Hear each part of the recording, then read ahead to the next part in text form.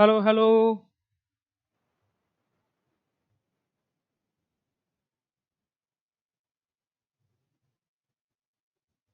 Hello hello everyone, a very good evening to all of you.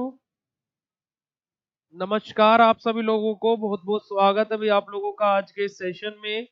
मेरी voice और मेरी video अगर जो सभी को क्लियर हो तो एक बार जल्दी से चैट सेशन में कंफर्म कर देंगे। उसके बाद में हम लोग आज के सेशन स्टार्ट करते हैं। जय श्री कृष्ण, राधे राधे आप सभी लोगों को। जल्दी से बता दीजिए क्या आप लोगों को मेरी वॉइस और मेरी वीडियो बिल्कुल क्लियर है बेटा। क्लास चलेगी बेटा अभी, कोई दिक्कत वाली बात नहीं। अभी जस्ट बिल्कुल अभी फर्स्ट सेमेस्टर से 2 मिनट पहले ही फ्री हो। जल्दी से एक बारी कंफर्म करेंगे, I am visible and audible to all of you.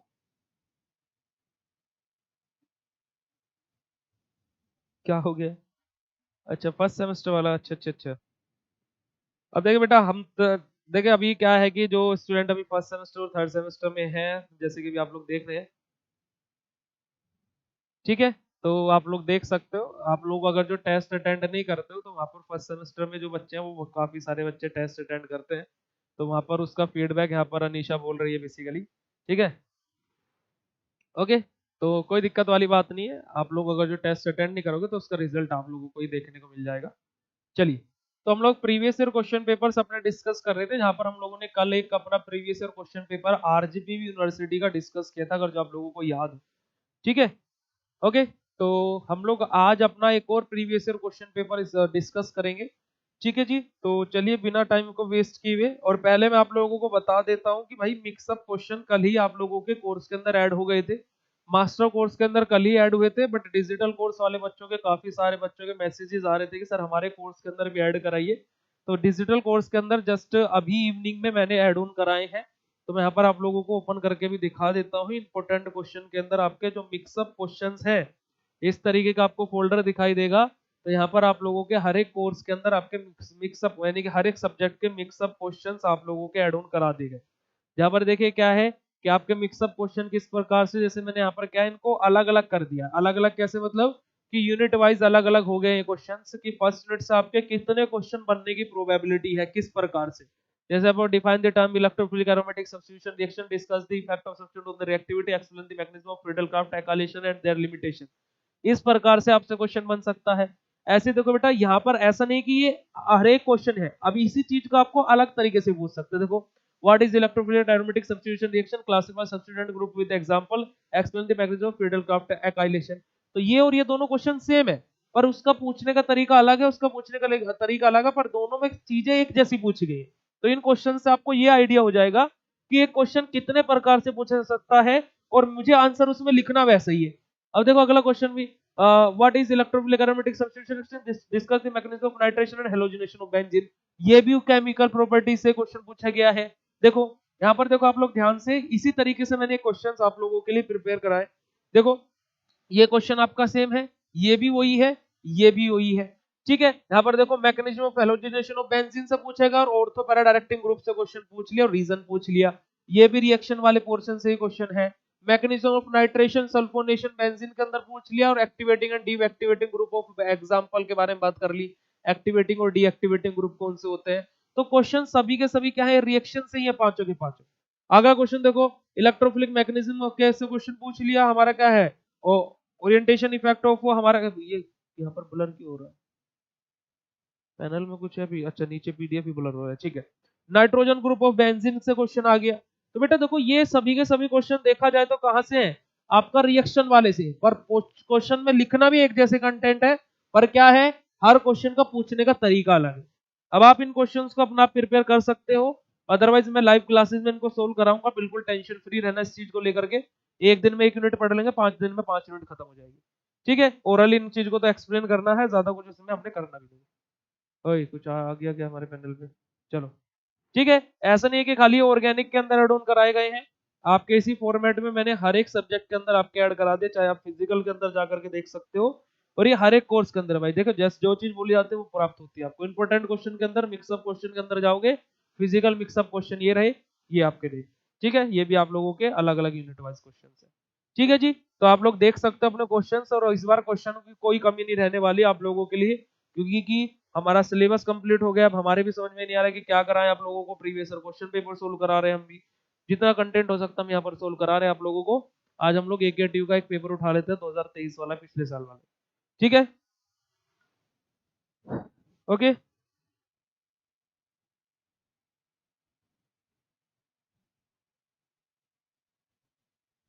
चलिए भाई,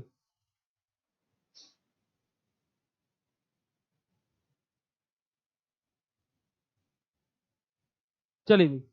तो अब देखिए, अगर जो हम लोग यहाँ पर क्या है अपना आरजीपीवी, सॉरी कल हम लोगों ने आरजीपीवी का पेपर डिस्कस किया था। आज हम लोग किसके बारे में, एकेटीयू का प्रीवियस ईयर क्वेश्चन पेपर 2022-23 का यहाँ पर डिस्कस करने वाले हैं। जहाँ पर आप लोगों को पता है कि 10 नंबर के हमारे जो क्वेश्चंस रहते हैं वो कितना आते हैं, 2 आते हैं सेक्शन बी के अंदर। सेक्शन ए के अंदर 2 नंबर वाले 10 क्वेश्चन आते हैं, और सेक्शन सी के अंदर 7 नंबर वाले क्या है, 5 क्वेश्चन करने रहते हैं। 7 के 7 क्वेश्चन रहते हैं, 7 में से कोई 5 करने रहते हैं। ठीक है। अब देखिए यहाँ पर अगर जो मैं बात करूं, और आप लोग अगर जो कितने नंबर का आप इस क्वेश्चन को अटेम्प्ट कर पाओगे, जो जो क्वेश्चन मैं यहाँ पर रीड करता जाऊंगा, आप उस क्वेश्चन को अटेम्प्ट कर पाओगे या नहीं कर पाओगे, और वो इंपोर्टेंट क्वेश्चन से मैच हो रहा है नहीं हो रहा है, इन सारी चीजों का आप लोग कंफर्मेशन देंगे एक प्यारे से हार्ट वाले इमोजी के साथ। ठीक है जी, चलिए आ जाइए। बात करते हैं हमारे 2 नंबर के पहले क्वेश्चन में, व्हाट इज हक्कल रूल। हक्कल रूल क्या होता है। आप देखिए इस क्लास में जितने भी बच्चे हैं, वो अब सभी बच्चे अपने आप को समझे कि आप 2022-23 वाला बैच हो। आपका आज ही पेपर हुआ है, और आज पेपर देने के बाद हम लोग शाम के टाइम इस पेपर को डिस्कस कर रहे हैं। सभी के सभी एकेटीयू के बच्चे बन जाओ आज के लिए, अगले 15-20 जितने भी मिनट हमारी क्लास चलेगी। और आप लोग क्या कर दो भैया, अपना क्या है कि समझ लो कि आज ही आपका पेपर हुआ, आप 2022-23 में हो। और चलिए आपका पेपर हम लोग डिस्कस करते हैं। तो देखिए आपका पहला क्वेश्चन क्या है, हक्कल रूल्स आया है। बेसिक इंट्रोडक्शन अबाउट हक्कल रूल्स के बारे में लिखना था, और चारों रूल की थ्योरी यहाँ पर आप लोगों को लिखनी थी। उसके अलावा इसके रूल के अंदर आपको कुछ नहीं लिखना था, क्योंकि 2 नंबर का क्वेश्चन है। पहला क्वेश्चन मुझे लगता है हर कोई कर लेगा, और इंपोर्टेंट क्वेश्चन में भी बताया हुआ है। Give structure of DDT and it's uses. DDT के यूजेस और स्ट्रक्चर के बारे में बात हुई है, तो सिंपल से हम लोग डीडीटी का क्या है अपना, क्या है सिंपल सा अपना स्ट्रक्चर बनाएंगे, डाइक्लोरो डाइफेनॉल ट्राइक्लोरो इथेन, इसकी फुल फॉर्म लिखेंगे, मॉलिक्यूलर फॉर्मूला लिखेंगे, और इसके यूजेस लिख देंगे, आपके 3 से 4 जो यूजेस मैंने आप लोगों को लिखवाए थे। अगला question, describe structure and uses of phenol. Phenol के स्ट्रक्चर को और उसके यूजेस को डिस्क्राइब करना है। तो भैया फिनोल का बेसिक इंट्रोडक्शन, फिनोल का स्ट्रक्चर, है ना, फिनोल वाला आपका स्ट्रक्चर जो है, और भैया आपका क्या है फिनोल का फॉर्मूला, मोलिकुलर मास, और क्या है भैया इसके यूजेस जो मैंने आप लोगों को लिखवाए थे यूनिट नंबर सेकंड के अंदर, है ना। यूनिट नंबर सेकंड के अंदर जो आप लोगों को यूजेस लिखवाए थे, वो आप लोगों को यहाँ पर लिखने हैं। आगे बात करते हैं, what is fats and oils, give example. भैया फैट एंड ऑयल का आपके क्या डेफिनेशन लिखनी है यूनिट नंबर थर्ड से, है ना। आपका सारी के सारी जिस चीजें आपको डेफिनेशन पोर्शन लिखना है। डेफिनेशन के अंदर यहाँ पर आप जो आपका मेथड ऑफ प्रिपरेशन वाली छोटी सी रिएक्शन थी, है ना, हमारा ग्लिसरॉल जो था हमारा, वो फैटी एसिड के साथ में रिएक्शन कर रहा था, जहां से हमारा फैट्स का फॉर्मेशन हो रहा था। आप वो भी लिख सकते हो यहाँ पर अगर जो लिखना चाहते हो रिएक्शन। और किसके बारे में बात हुई है यहाँ पर, एग्जाम्पल के बारे में बात हुई है। तो एग्जाम्पल बेटा आप लोगों को इतने सारे मैंने आप लोगों को बताए थे, आप कोई भी एग्जाम्पल यहाँ पर लिख सकते हो अपनी मर्जी से। चाहे तो रिएक्शन में जो बना था वो लिख सकते हो, ऑयल वाला जो तुम्हारा क्या है हाइड्रोजनेशन रिएक्शन के अंदर था वो एग्जाम्पल, इतने सारे एग्जाम्पल्स हैं, कोई भी 2 से 3 एग्जाम्पल यहाँ पर लिख देना। अगला question, what is acid value. Acid value क्या होता है, give its use. Acid value क्या होता है और उसके एप्लीकेशन के अंदर उसके यूजेस आ ही जाते हैं। तो एसिड वैल्यू के बारे में हम लोगों ने बात करी थी पोटेशियम हाइड्रोक्साइड के रेस्पेक्ट में, अगर जो आप लोगों को याद होगा, है ना। तो वहां पर हमारा क्या है, एसिड वैल्यू क्या थी, सिंपल सी हमारी थी कि कितने मिलीग्राम पोटेशियम हाइड्रोक्साइड की आवश्यकता है 1 ग्राम किसको, हमारे फैट एंड ऑयल को न्यूट्रलाइज करने के लिए, वही तो हमारी एसिड वैल्यू होती है। ठीक है, वो एसिड वैल्यू होती है, एसिटाइल वैल्यू होती है, एक बार कंफर्म करना। K O H 5.61 divided by W, हाँ जी बेटा वेरी गुड। C14H9Cl5, हाँ जी बिल्कुल, DDT का फॉर्मूला ये होता है 4n+2 पाई रूल, बिल्कुल बेटा वेरी गुड, बहुत अच्छे। बस यही तो चीजें तुम लोगों को याद होनी चाहिए। चलिए आगे बात करते हैं, explain iodine value and its significance. Iodine value के बारे में बताना है, आयोडीन के रेस्पेक्ट में, और इसके सिग्निफिकेंसेस के बारे में यहाँ पर एक्सप्लेन करना है। जस्ट अ सेकंड बेटा।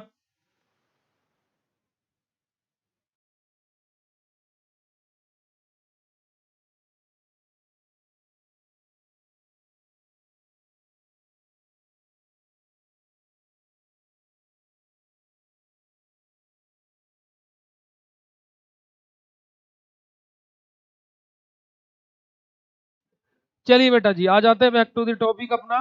ठीक है, iodine value a minus B multiply by 1.27 divided by W। चलिए चलिए आ जाइए। तो हमारा क्या है, आयोडीन वैल्यू हम लोगों ने डिस्कस किया था और उसके सिग्निफिकेंसेस के बारे में लिखना। सिग्निफिकेंस आप लोग कोई भी दो अपने लिख सकते हैं और आयोडीन वैल्यू लिख सकते हैं। आगे बात करते हैं सपोनिफिकेशन वैल्यू। देखिए एस्टर वैल्यू। अब देखो बेटा, मैं आपको वैल्यूज के ऊपर इतना ज्यादा जोर थर्ड यूनिट में क्यों देते रहता हूं। अब आप लोग यहाँ पर ध्यान से देखो, 1 2 3 4 चार क्वेश्चन आपके acid value, iodine value, saponification value, और ये एक भी वैल्यू ऐसी नहीं है जो आपकी इंपॉर्टेंट ना बताई हो। और मैंने आप लोगों को जब ये टॉपिक भी पढ़ाया था तभी लिखा था कि यहाँ से ये इंपॉर्टेंट है, बहुत सारे क्वेश्चंस आपके यहाँ से बनते हैं, 2 नंबर वाले भी और कभी कभी कॉम्बिनेशन में 7 नंबर या 10 नंबर में भी पूछ ले जाते हैं। अब भैया देखो, सीधा सा 8 नंबर के क्वेश्चन वैल्यूज से तुम्हारे बन गए। तो वो चीजों को तुम लोग पढ़ो जो तुम्हें चीजें इंपॉर्टेंट बताई जाती है। ठीक है जी। आपका एस्टर वैल्यू यहाँ पर पूछ लिया, saponification value minus acid value हमारा क्या होता है, हमारा एस्टर वैल्यू होता है। Resonance structure of resorcinol, resonance structure of and uses of हमारा क्या है, रेसनिकोल के बारे में बात हुई है ना। फिनोल के अंदर हम लोगों ने रेसनिकोल के बारे में पढ़ा था, तो उसका रेजोनेंस स्ट्रक्चर के बारे में, और हमारा किसके बारे में भैया, हमारा किसके बारे में, रेजोनेंस स्ट्रक्चर और उसके यूजेस के बारे में बात हुई है। रेजोनेंस स्ट्रक्चर आप लोग नॉर्मली यहाँ पर फिनोल का भी अगर जो बना करके दिखाना चाहो तो बेटा वो भी दिखा सकते हो, क्योंकि रेसनिकोल का कोई भी रेजोनेंस स्ट्रक्चर हमारे सिलेबस में नहीं पूछा गया है। ठीक है, तो आप लोग नॉर्मली यहाँ पर, क्योंकि ये भी फिनोल का एक डेरिवेटिव होता है, तो आप लोग यहाँ पर नॉर्मली फिनोल का अपना रेजोनेंस स्ट्रक्चर बना करके दिखा सकते हो और रेसनिकोल का स्ट्रक्चर और उसका क्या है यूजेस लिख सकते हो। आगे बात करते हैं, give physical and chemical properties of naphthalene. Naphthalene की फिजिकल और केमिकल प्रॉपर्टीज के बारे में बात हुई है। अब भाई देखिए, नेफ्थलीन की अगर जो हम लोग बात करते हैं, नेफ्थलीन की अगर जो मैं आप लोगों से बात करता हूं, तो भाई साहब क्या होता है, नेफ्थलीन की अगर जो मैं रिएक्शंस और उसके क्या है सारी चीजों पर जाऊं, तो यही टॉपिक मेरा क्या है आराम से लॉन्ग क्वेश्चन में भी बन जाएगा। नेफ्थलीन की फिजिकल और केमिकल प्रॉपर्टीज के बारे में बात करें तो हम लोग यहाँ पर क्या करेंगे, मेरी ऑक्सीडेशन वाली रिएक्शन में कोई भी एक लिख दूंगा, रिडक्शन वाली रिएक्शन कोई भी एक लिख दूंगा। ठीक है, एक और कोई एडिशन जो अलग रिएक्शन थी उसको मैं यहाँ पर एड ऑन कर दूंगा। ओके, इसके अलावा जो इसकी फिजिकल प्रॉपर्टीज थी मैं वो यहाँ पर एक्सप्लेन करूंगा और बेसिक इंट्रोडक्शन अबाउट नेफ्थलीन को यहाँ पर लिखेंगे 2 नंबर में। अब भाई देखिए, जो चीजें पूछी गई है उनमें से तो कुछ काट नहीं सकते, पर हाँ उनको हम छोटे फॉर्मेट में शॉर्ट फॉर्म में लिख सकते हैं। कि हमने नेफ्थलीन की ऑक्सीडेशन वाली रिएक्शन शायद 4 से 5 पढ़ी थी, अब वो हम 4 से 5 यहाँ पर नहीं लिखेंगे, कोई भी एक रिएक्शन लिखेंगे क्योंकि 2 नंबर का क्वेश्चन है। ठीक है, तो ये 10 के 10 क्वेश्चन, मुझे नहीं लगता कि कोई भी बच्चा ऐसा होगा जिसपे ये 10 के 10 क्वेश्चन ना बन रहे हो। अब बताओ जल्दी से, अगर जो आप 2022 वाले बच्चे होते, 2022-23 वाले बैच वाले बच्चे, क्या 2 नंबर के सभी क्वेश्चंस आप लोग अटेम्प्ट कर लेते, चाहे आप किसी भी यूनिवर्सिटी से बिलोंग कर रहे हो? यस और no, write down in chat session एक बार फटाक से जल्दी से बता दो, क्या ये सभी के सभी क्वेश्चन आप लोग अटेम्प्ट कर लेते? यस और नो?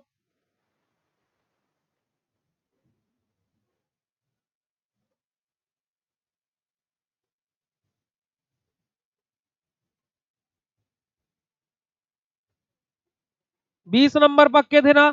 अब इनमें से एक भी क्वेश्चन ऐसा नहीं है जो तुम्हें इंपॉर्टेंट ना बताया गया हो, या फिर जो तुम्हें तुम्हारे सामने ये ना बोला गया हो कभी क्लासेस या फिर कुछ भी कि इसको तो जरूर से जरूर तैयार कर लेना। 2 नंबर के क्वेश्चन डायरेक्ट तुम लोगों से, और कुछ भी डिफिकल्ट नहीं है, सिंपल से पूछे गए। चलो आगे 10 नंबर के क्वेश्चन के बारे में बात करते हैं। अब 10 नंबर के क्वेश्चन कोई भी 3 में से 2 करने रहते हैं, पर हम देखते हैं कि क्या हमसे तीनों के तीनों बन रहे हैं। चलिए आ जाइए, देखिए क्या पूछा गया। Explain Baeyer strain theory of stability of cycloalkane and give its limitation. हमें देखो बेटा बेयर स्टेन थ्योरी के बारे में बताना था। अब जो ये 2022-23 का पेपर आया था, है ना, तो इस पेपर में क्या हुआ था बेसिकली स्टूडेंट्स के साथ में, क्योंकि हम लोगों ने उस टाइम पे पहला ही बैच था ये थर्ड सेमेस्टर का जिसमें लाइव क्लासेस हुई थी। वहां पर मैंने बच्चों को एक चीज बोली थी कि बेटा पहली यूनिट, तीसरी यूनिट और 5 यूनिट 100% पढ़ करके जाना। बच्चे इतने खुश हुए थे इस पेपर को देखने के पश्चात, क्या हुआ था कि उनको ये और ये 2 क्वेश्चन 5th यूनिट से देखने को मिल गए थे। 2 क्वेश्चन 5th यूनिट से। तीसरे क्वेश्चन सर वो बोल रहे थे कि सर हमने उठा करके ही नहीं देखा क्या है, क्योंकि 5 यूनिट बिल्कुल अच्छे से पढ़ी हुई थी और सबसे इजी यूनिट है हमारी थर्ड सेमेस्टर के ऑर्गेनिक केमिस्ट्री की पहली यूनिट और 5वीं यूनिट सबसे इजी यूनिट है मेरे अकॉर्डिंग। जो बच्चा इन दोनों यूनिट को हार्ड बोलता है मतलब कि उसके लिए तो फिर तो पूरी ऑर्गेनिक हार्ड है। पर लेकिन पहली और 5 यूनिट सबसे ज्यादा इजी है। और देखा जाए तो इन दोनों यूनिट से इस बार मैं बोलता हूं कि इस बार का पेपर वैसे मैं अभी एनालाइज करके बताऊंगा, कुछ भी अनाउंस करूंगा, बट हाँ कि आप लोग इन दोनों यूनिट्स को तो अच्छे से जरूर प्रिपेयर कर लेना, क्योंकि सेकंड यूनिट और फर्स्ट यूनिट और फिफ्थ यूनिट जो बच्चा पढ़ लेता है ये समझिए वो इजीली सारी चीजें पास होने के लिए तो आराम से सारी चीजें कर लेगा। और जो बच्चा पहली दूसरी तीसरी और पांचवी यूनिट पढ़ लेता है वो बच्चा 100% 60 या 65 नंबर का अटेंड करके आएगा आराम से। और जो 5 यूनिट पढ़ के आता है तो 75 का 75 करके ही आएगा आराम से, बोला अगर जो 4 यूनिट भी पढ़ के जा रहे हो। ठीक है, तो दूसरा क्वेश्चन में देखो बेटा आपका क्या है, एक्सप्लेन स्कॉच Mohr theory, give reaction of cyclopropane and cyclobutane. अब देखो साइक्लोप्रोपेन साइक्लोब्यूटेन को क्या है बेटा, आपको यहाँ पर खाली रिएक्शंस को एक्सप्लेन करने के लिए बोला गया है, पर हम लोग एक एक मेथड और प्रिपरेशन भी लिख देंगे। और क्या है भैया, हम लोग इनका साइक्लोप्रोपेन साइक्लोब्यूटेन के अपने सब्स्टिट्यूशन और एडिशन दोनों प्रकार के रिएक्शन लिख करके दिखाएंगे। पहले साइक्लोप्रोपेन की लिख करके दिखाएंगे, फिर साइक्लोब्यूटेन की लिख करके दिखाएंगे। ऐसा मत करना कि दोनों को एक साथ में लिख दिया ना, उससे क्या है कि तुम्हारी रिएक्शंस कम दिखाई देंगे और कॉपी भी कम फिल होगी। अगर तुम अलग अलग चीजों को साइक्लोप्रोपेन को अलग लिखते हो साइक्लोब्यूटेन को अलग लिखते हो तो क्या है, एग्जामिनर को भी कंफ्यूजन नहीं होगी और आपको भी क्या है सिस्टमेटिक वे से आप लिख पाओगे, ज्यादा रिएक्शंस लिखी हुई लगेंगे एग्जाम में। ठीक है जी, अगला question, explain synthesis and other evidences in the derivation of structure of benzene. भैया पहले यूनिट का क्वेश्चन है, स्ट्रक्चर ऑफ बेंजीन से कौन कौन से एविडेंसेस हैं क्या क्या है, तो भैया यहाँ पर आपका 10 नंबर का क्वेश्चन है। तो सिंथेसिस यानी कि एक तरीके से क्या सिंथेसिस कैसी हो रही है भैया, हमारा क्या है वो पूरे के पूरे हम लोग क्या अपना किसके बारे में, हमारा साइक्लोहेक्सेन के बारे में हम लोग लिखेंगे, उसी का डेरिवेटिव होता है हमारा क्या बेंजीन, तो हम लोग क्या है वहां पर पूरी की पूरी अपना संरचना के बारे में लिखेंगे, जो स्ट्रक्चर ऑफ बेंजीन वाली थी वो पूरी की पूरी चीजें यहाँ पर इनबिल्ड करेंगे। प्लस यहाँ पर क्या है derivation of structure of benzene के बारे में बात हुई, जो हमारे डेरिवेटिव है डेरिवेशन है जो हमारे बेंजीन के वो कौन कौन से होते हैं भैया, हमारे सिलेबस में क्या क्या है बेसिकली देखा जाए तो हमारा क्या है साइक्लोहेक्सेन से तो हमारा बेंजीन बना, बेंजीन से हमारा क्लोरोबेंजीन नाइट्रोबेंजीन, वो सारी चीजें तो यहाँ पर हम लोग केमिकल प्रॉपर्टीज को भी अपना इनबिल्ड कर सकते हैं क्योंकि वो डेरिवेटिव्स वहीं से तो निकल करके आ रहे हैं। ठीक है जी, चलिए आगे बात करते हैं। और आगे बात करने से पहले क्या सेक्शन बी भी आप लोग अटेंड कर लेते बच्चे। पेपर देखिए, पेपर जो बच्चा पढ़ता नहीं है उसके लिए हार्ड है। आप खुद सोचो, अगर जो आप ये पेपर अगर जो किसी के सामने लेकर के जा रहे हो जिसने नहीं पढ़ा या फिर जिसको चीजें पता नहीं है तो उसके लिए यही पेपर हार्ड है। आपके लिए क्यों इजी है, क्योंकि आप लोगों ने चीजें पढ़ी हुई है। ये दोनों चीजों में बहुत फर्क होता है ना। आप लोगों ने सारी चीजें पढ़ी हुई है तो इस वजह से आपके लिए इजी है। अब आपको अगर जो चीजें क्या है हार्ड ही लगेगी अगर जो आपने नहीं पढ़ा हुआ, ऑब्वियसली बात है तो, है ना।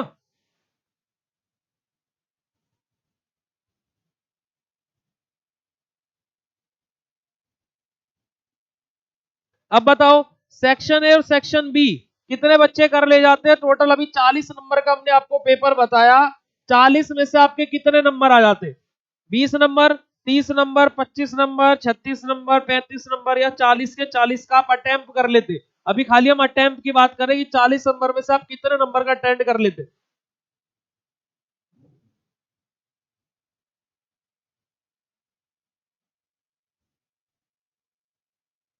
मतलब कि कितने नंबर का आप अटेम्प्ट कर लेते। अटेम्प्ट करने का मतलब क्या है कि आप कितने नंबर का लिख करके आते पेपर, ये नहीं पूछे कि कितने नंबर आते अभी उसके भाई वो तो आपके हाथ में है ही नहीं, नंबर तो कॉपी तो कोई और चेक करेगा ना।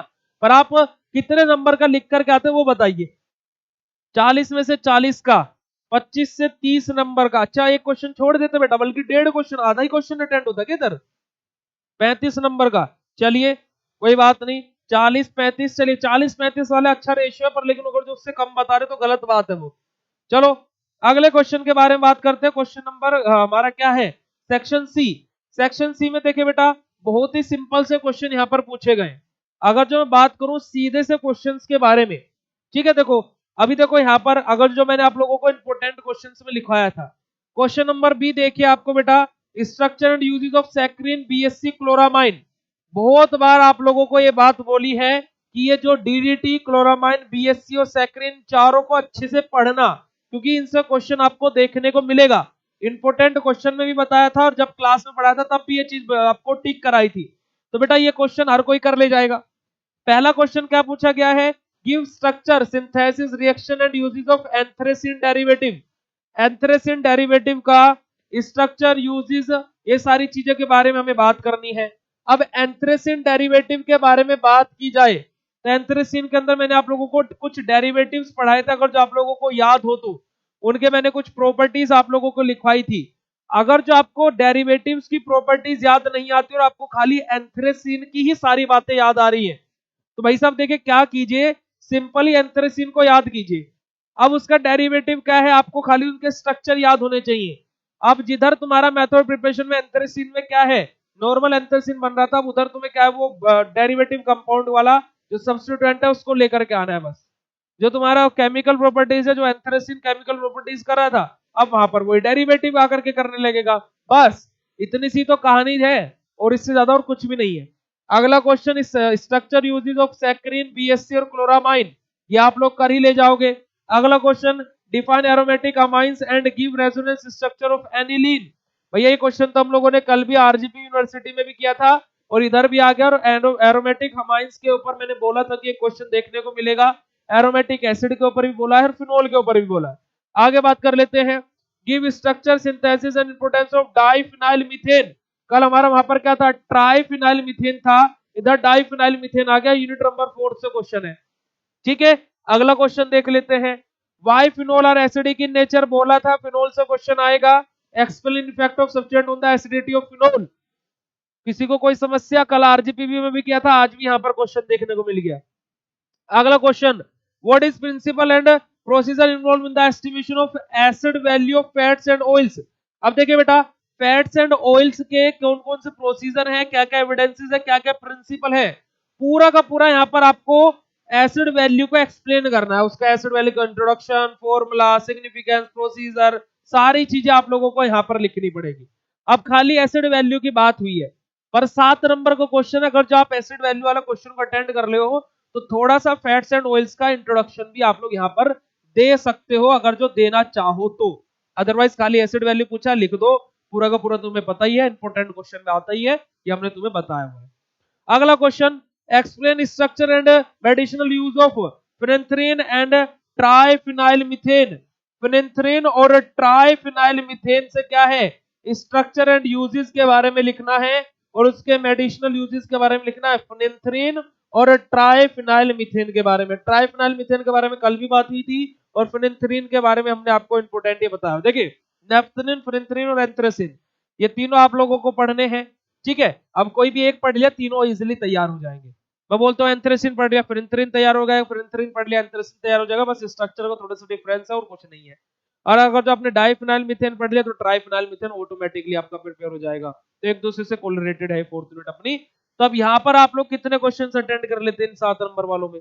5 को। मैं बोलता हूँ जो बच्चे अगर जो पढ़ करके जाते खाली इंपोर्टेंट के बेसिस पर भी, दूसरा क्वेश्चन आराम से अटेंड करते, तीसरा क्वेश्चन आराम से अटेंड करते, डाइफिनाइल मीथेन वाला आराम से अटेंड करते, एसिडिक नेचर वाला आराम से अटेंड करते, और what is the principle and procedure involve in the limit test of acid value वाला क्वेश्चन, मेरे अकॉर्डिंग ये 5 क्वेश्चन आराम से अटेंड होते। पहला और 7वां क्वेश्चन छूट जाता, 7वां भी अटेंड हो जाता, शायद पहला क्वेश्चन छूट जाता एंथ्रेसिन का डेरिवेटिव वाला, पर ये 5 क्वेश्चन आराम से अटेंड होते जो बच्चा अटेंड करता। जो बच्चा अटेंड करने वाला होता ये पांचों क्वेश्चन करता मेरे अकॉर्डिंग, जिसको ये सबसे सिंपलेस्ट दिखते और वो ये अटेंड करने जाता, ठीक है। अदरवाइज देखा जाए तो ये भी क्वेश्चन पढ़ाया हुआ ही है, ये भी क्वेश्चन बताया हुआ ही है, इंपोर्टेंट में से ही पूरा पेपर आया है। अब इस पेपर को देख करके मैं बोलता हूं कि 75 नंबर का तुम्हारा पेपर है ना? कितने नंबर का पेपर है भैया जी? 75 नंबर का ये पेपर है। तुम लोग कितने नंबर का पेपर ही अटेंड कर लेते? आते कितने वो अलग बात है, मैं पूछ रहा हूँ कितने नंबर का अटेम्प्ट करते 75 में से? कितने नंबर का अटेम्प्ट कर लेते? 75 में से 70 नंबर का अटेम्प्ट करते, 75 के 75 का कर लेते, 60 नंबर का, 65 का, कितने नंबर का आप अटेम्प्ट करते? यानी कि आप इतने नंबर का क्वेश्चन आप लिख करके आते, हम नंबर कितना आएंगे उतने नहीं पता, पर हाँ इतने में अटेम्प्ट कर लेता। जल्दी से बताओ, 75 में से कितने नंबर का आप अटेम्प्ट कर लेते?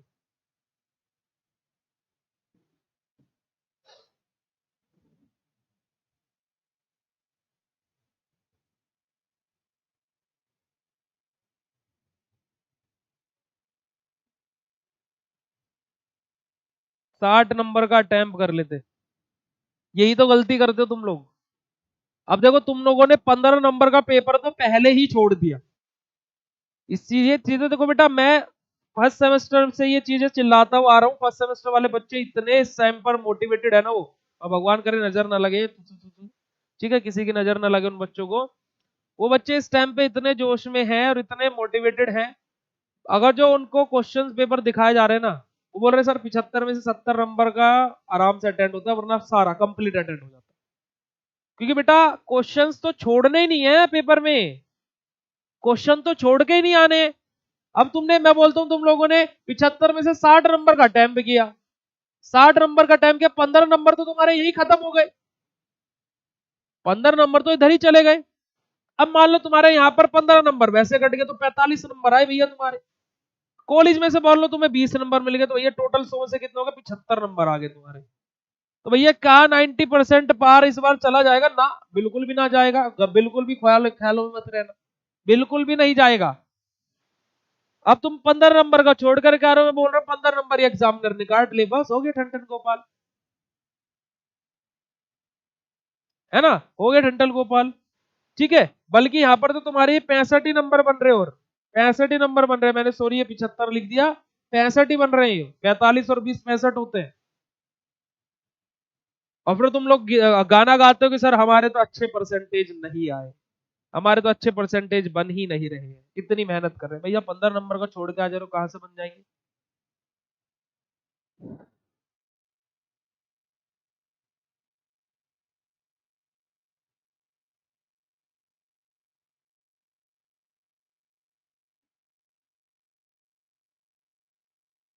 तो बेटा क्वेश्चंस तो सभी अटेम्प्ट कर रहे हैं, तो बोलता हूँ एक क्वेश्चन तुमसे बन नहीं रहा, तो उस क्वेश्चन के लिए लास्ट तक जगह छोड़ के रखो, आखिरी के 10 मिनट सोचो मुझे उसी क्वेश्चन को लिखना है।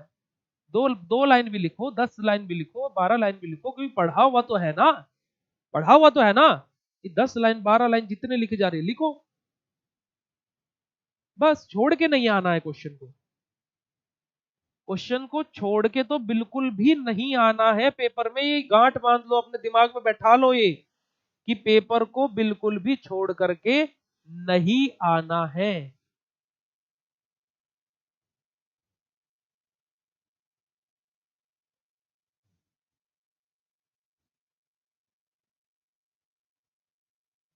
बेटा सही सही का क्या मतलब होता है? जब आपने सब कुछ पढ़ा हुआ है, आप पूरा पेपर अटेम्प्ट कर रहे हो, तो वो तो आपने सही सही लिखा होगा ना, या गलत गलत भी लिख देते हो कुछ?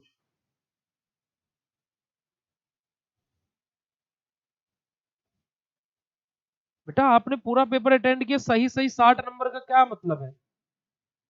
पूरा पेपर को जब आप अच्छे से अटेम्प्ट कर रहे हो, तो फिर तो 75 नंबर का अटेम्प्ट हो ना। आपने कैसे डिसाइड कर लो सही सही 60 नंबर का है? वो तो डिसाइड करने वाला एग्जामिनर। मैंने वो पूछा आपसे कि आप कितने नंबर का अटेम्प्ट करके आओगे, मैंने पहले बोल दे कि आप कितने नंबर का आपके आएंगे, वो बात भूल जाओ, क्योंकि वो आपके हाथ में है ही नहीं। आपने कितने नंबर का अटेम्प्ट किया वो बात है, ठीक है। और अगर जो आप ये चीज कर रहे हो कि एक क्वेश्चन छूट गया, डेढ़ क्वेश्चन छूट गया, आधा क्वेश्चन छूट गया, तो ऐसा नहीं करना है। ऐसा तब करना जब आप तुम खुद पर कॉन्फिडेंस हो कि जितना मैंने लिखा उतना बिल्कुल सही है।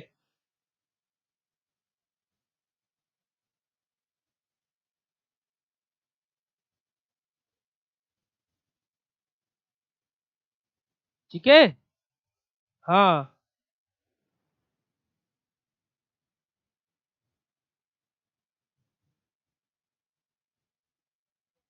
चलिए भाई। तो अभी आप लोगों के कोर्स के अंदर मैंने एक नई चीज स्टार्ट करी है, जो शायद पूरी जनवरी चलेगी अभी तो फिलहाल। और उम्मीद यही है कि देखते हैं कि अभी जनवरी जनवरी में इस चीज को स्टार्ट करके देख रहा हूँ, और देखते हैं कि कैसा रिस्पॉन्स रहता है स्टूडेंट्स का। आप लोगों के कोर्सेज के अंदर मैंने एक नई चीज इनबिल्ड कराई है, जो कि आपके कोर्स के अंदर अपलोड होना स्टार्ट हो भी गई है। मैं दिखा देता हूँ क्या चीज है वो, जो एक नई पहल है, और शायद आप लोग अगर जो ये हो जाए, अगर जो अच्छा रहे तो अच्छा रहेगा, अदरवाइज वो आपके ऊपर डिपेंड करता है। कोई किसी के साथ में कोई जोर जबरदस्ती नहीं कर सकता, है ना। अगर जो मन से किसी के बात ना आए तो उसमें चाहे डांट लो चाहे कुछ भी कर लो, किसी के अगर जो मन से नहीं आ रही है कोई बातें, तो हम उसमें कुछ भी जोर जबरदस्ती नहीं कर सकते। देखिए आपके लिए मैंने क्या है, टेस्ट फोल्डर के अंदर कुछ आपके डीपीपी के अंदर मैंने आपके कुछ टेस्ट मैं अपलोड करा रहा हूँ। जैसे कि अगले 5 दिन के टेस्ट मैंने यहाँ पर आप लोगों के अपलोड करा दिए हैं। इनमें मात्र 10-10 एमसीक्यूज रहेंगे, इससे ज्यादा एमसीक्यूज नहीं होंगे। एक टेस्ट के अंदर 10 एमसीक्यूज रहेंगे, उससे ज्यादा एमसीक्यूज भी नहीं होंगे। जैसे यहाँ पर आप देख सकते हो कि लाइव ऑन 11 जनवरी 2024 आपका ये टेस्ट आपका लाइव हो जाएगा। ये आपका टेस्ट क्या है कि जो ये वाला टेस्ट है आपका 12 जनवरी को लाइव होगा। ये टेस्ट आपका 13 जनवरी को लाइव होगा, ये 14 जनवरी को, ये 15 जनवरी को। ये डेली टेस्ट क्या है बेटा जी, आपके जो है वो किस टाइम पे स्टार्ट हो जाएंगे, आपके डेली 5 बजे टेस्ट आपके स्टार्ट हो जाएंगे और 6 बजे तक चलेंगे। एमसीक्यूज है, कुछ भी थ्योरी या फिर कुछ भी आपको इसके अंदर नहीं लिखना है। यहाँ पर ये तो 7:30 से साढ़े आठ 7:30 से 8 बजे तक ऐसे दिखा रहा है एग्जाम्पल, क्योंकि आपने एक बार टेस्ट ओपन कर लिया तो आप उसको दोबारा से अटेम्प्ट नहीं कर पाओगे, पहली चीज। दूसरी चीज, आपको टेस्ट ओपन करने के बाद में 30 मिनट का टाइम मिलेगा उसको सोल्व करने का, यानी कि मैक्सिमम आप 30 मिनट तक उस टेस्ट को ओपन करके रख सकते हो। उससे पहले सबमिट करना चाहो कर सकते हो, अदरवाइज 30 मिनट बाद वो ऑटोमेटिकली आपका सबमिट हो जाएगा। और अगर जो आप सोचे हो कि मैं 5:49 पे ओपन करूंगा और वो 6:19 तक चलेगा, ऐसा नहीं होगा। वो 6 बजे ऑटोमेटिकली सबमिट हो जाएगा आपका टेस्ट, वो उससे आगे जाएगा ही नहीं, है ना। और अदरवाइज अगर जो आप 6 बजे से बाद में जाते हो तो वो आपका टेस्ट सबमिट नहीं हो पाएगा, ये हो जाएगा। अगर जो ओपन भी रहा तो सबमिट नहीं हो पाएगा, ये चीजें आप लोग याद रखिएगा। ये आपका 15 तारीख तक ये डीपीपी चलेगी। 15 तारीख के बाद में 16 तारीख से आपकी इंजीनियरिंग की डीपीपी स्टार्ट हो जाएगी। इंजीनियरिंग की देखिए 16 जनवरी, 17 जनवरी, 18 जनवरी, 19 जनवरी और 20 जनवरी। 21 तारीख से फिर आपकी माइक्रो की डीपीपी स्टार्ट हो जाएगी, 21, 22, 23, 24, 25। फिर 26 तारीख से आपकी फिजिकल की डीपीपी स्टार्ट हो जाएगी, 26, 27, 28, 32 और 30। ये 20 दिन के 20 मैंने जो शेड्यूल बनाया है, कल तक आपका यहाँ पर बाकी के दोनों सब्जेक्ट भी यहाँ पर अपलोड हुए आपको दिखाई दे जाएंगे। और जिन स्टूडेंट को अटेम्प्ट करना है वो अटेम्प्ट कर सकता है, जिन स्टूडेंट को अटेम्प्ट नहीं करना वो नहीं अटेम्प्ट कर सकता है। और मैं ये जनवरी के लास्ट में फिर मैं देखूंगा कि डेली मैं इस चीज को एनालाइज करूंगा कितने बच्चे अटेंड कर रहे हैं। और अगर जो आप जनवरी के लास्ट तक देखते हैं कि कितने बच्चे अटेंड करते हैं, अगर जो ऐसा होता है तो 4th सेमेस्टर में इसको हम लोग कंटिन्यू रखेंगे, अदरवाइज फिर ऐसा हम लोग कभी भी आपके कोर्स के अंदर नहीं करेंगे, क्योंकि उस चीज का क्या फायदा जिसका रिस्पॉन्स ही ना मिले, है ना। चलिए बेटा 10 मिनट का टेस्ट है, 5 से 6 बजे तक रहता है। 10 मिनट आपके पास में होगी, आप कहीं ऑटो में बैठे हो, बस में बैठे हो, उसको ओपन करके आप दे सकते हो। इसमें कोई लेक्चर या कुछ भी ऐसा नहीं चल रहा। 10 क्वेश्चन है, ज्यादा क्वेश्चंस भी नहीं है, मात्र 10 क्वेश्चन है इसके अंदर, ठीक है।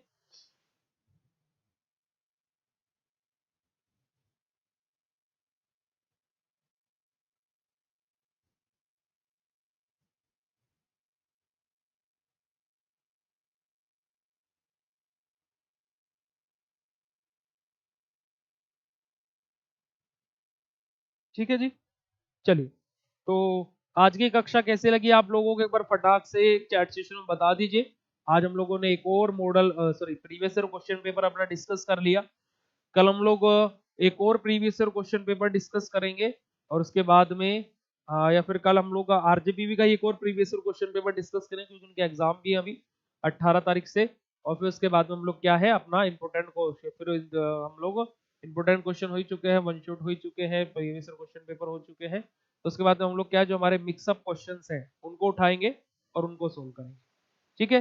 कल हमारी क्लास होगी, परसों सैटरडे को क्लास होगी। हाँ सैटरडे में भी क्लास होगी, बट संडे में क्लास नहीं होगी कोई भी आप लोगों की। 14 तारीख को, 14 तारीख को आपका महा वीकली टेस्ट होगा, ये चीज याद रखिएगा आपका। उसके अंदर जो क्वेश्चंस रहेंगे वो मोस्ट इंपोर्टेंट क्वेश्चंस जो आरजेपीवी के पॉइंट ऑफ व्यू से रहेंगे, 8 से 10 क्वेश्चंस, वो सभी लोग अटेंड कीजिएगा, वो आपकी यूनिवर्सिटी के लिए भी इंपोर्टेंट रहेंगे।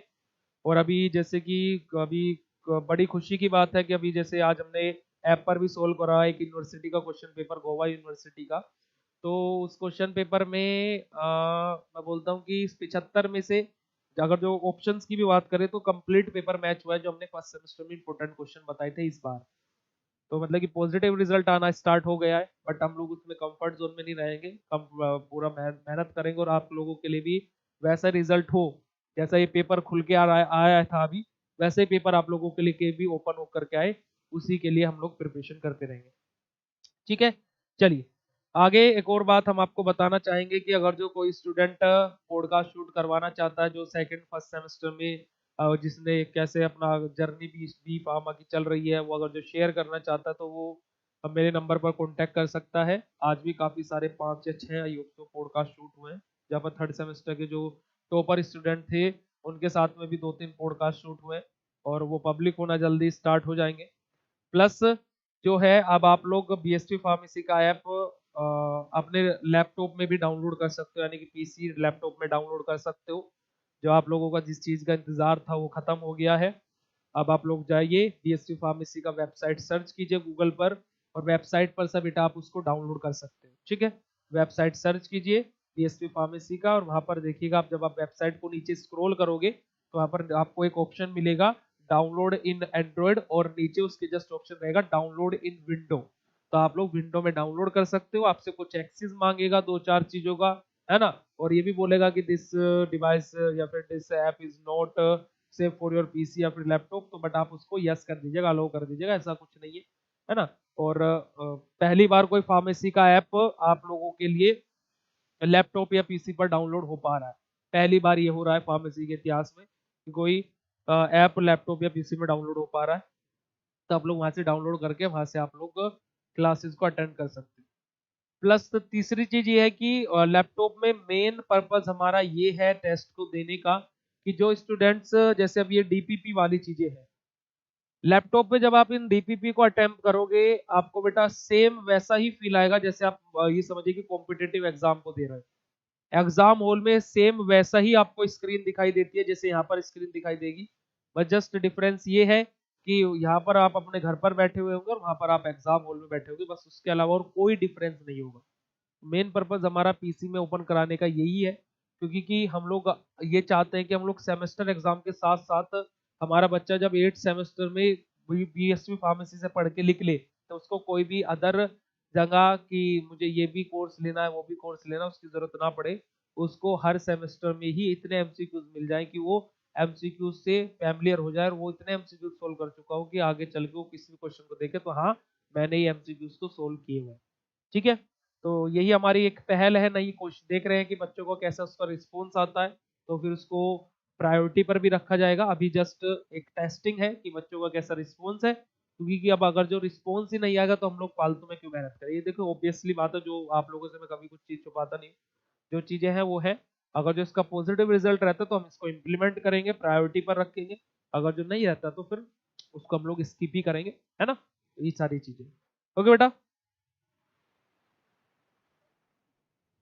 चलिए। चलिए बेटा, ओके, तो मिलता है फिर आप लोगों से कल। और हम लोग आज की शायरी यही बोलना चाहेंगे बेटा कि अ, एक चीज याद रखिएगा कि हमेशा की कोई भी अगर जो आपको कुछ गाइडेंस दे रहा है, तो एक पल उसको सोचिएगा कि आपके लिए वो सही है नहीं है, और अगर जो सही है तो बिना किसी सोचे, तो कुछ भी सोचे बिना उसको इम्प्लीमेंट कर दीजिएगा। और हम लोग आप लोगों को वही चीजें बोलते हैं जो आपके लिए फायदेमंद है और आपके लिए इम्पोर्टेंट है ना। तो मैं आपसे आज भी ये बात बोलना चाहूंगा कि आप लोग जैसे फर्स्ट सेमेस्टर में थे वैसे अभी भी हो जाइए, तो आपके लिए अच्छा होगा। अदरवाइज आप भी यही हो, मैं भी यही हूँ, आप भी कहीं नहीं जा रहे, मैं भी कहीं नहीं जा रहा। जब रिजल्ट आएगा तो आपको भी पता लग जाएगा। थोड़ी सी वो है कि दिल दुखाने वाली बात है, पर ये सत्य है। जब रिजल्ट आएगा, मैं बोलता हूँ कि इस बार का रिजल्ट आपका सेकंड सेमेस्टर से भी बेकार आएगा। ये मैं बिल्कुल अपने एक्सपीरियंस के साथ में बोल रहा हूँ कि इस बार का रिजल्ट इस बैच का जो सेकंड सेमेस्टर में डाउन गया था उससे भी डाउन जाने वाला है। ठीक है, और बाकी देखते हैं कि आप लोग मुझे गलत साबित कर दो नहीं करते हो। ओके, तो ये बोलूंगा कि पढ़ लो, और जो कंटेंट मिल रहा है उसका बेनिफिट उठाओ। ठीक है, चलिए, तो मिलते हैं फिर बेटा आप लोगों से नेक्स्ट सेशन में। अगर जो किसी को अपना इंट्रोडक्शन वीडियो जो मैंने आपको बताया अगर जो वो करवाना है, तो आप लोगों को मेरे नंबर पर कॉन्टैक्ट कर सकते हैं। ठीक है, टिल देन कल आप लोगों से मुलाकात होगी सेम टाइम, नए एक और प्रीवियस क्वेश्चन पेपर के साथ में। तब तक के लिए bye, thank you so much, bye bye, good night.